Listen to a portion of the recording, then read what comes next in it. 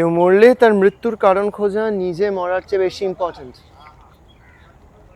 যাকে একদিনের জন্য ভালোবেসেছি তাকে সম্পর্ক থেকে ছুটি দেওয়া যায়, কিন্তু তার মৃত্যুর পর তার মৃত্যুর কারণ খোঁজার আর্জি থাকবে না। এই কেমন ভালোবাসা?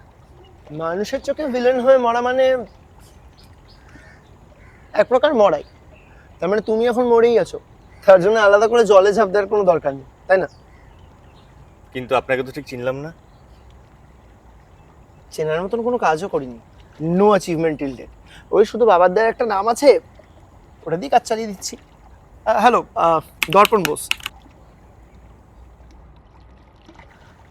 এক মিনিট, দর্পণ বসু, যিনি প্রেমেন্দ্র প্রকাশনের হয়ে প্রবন্ধ লেখেন, আপনি কি সেই তিনি?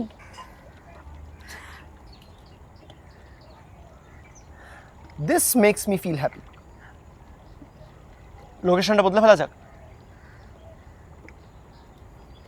ফলেন। নিজের অভিজ্ঞতা, দর্শন বা রাস্তাঘাটে বেরিয়ে যা দেখি তা লিখে রাখি বা ছবি তুলে রাখি। তাই জন্য নিজেকে অবজারভেশনিস্ট বলতে বেশি প্রেফার করি। প্রাইভেট সেক্টরে চাকরি করতাম, তারপরে ওই প্রাইভেট সেক্টরে কাঠি করা অভ্যেসটা ঠিক নিতে পারি না, তাই ছেড়ে দিই বারবার। এখন এখানে সেখানে ঘুরি, ফ্রিল্যান্সিং ফটোগ্রাফি করি, আর বন্ধুর সুবাদে একটা লেখার প্রকাশনীতে প্রবন্ধ লিখছি। এভাবেই চলে যায় বেশ।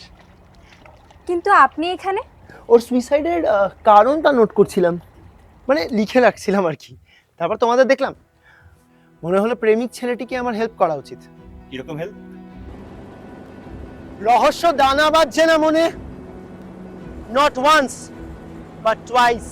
আমার মনে হয় ব্যাপারটা সত্যিই fishy. Then let's catch the fish.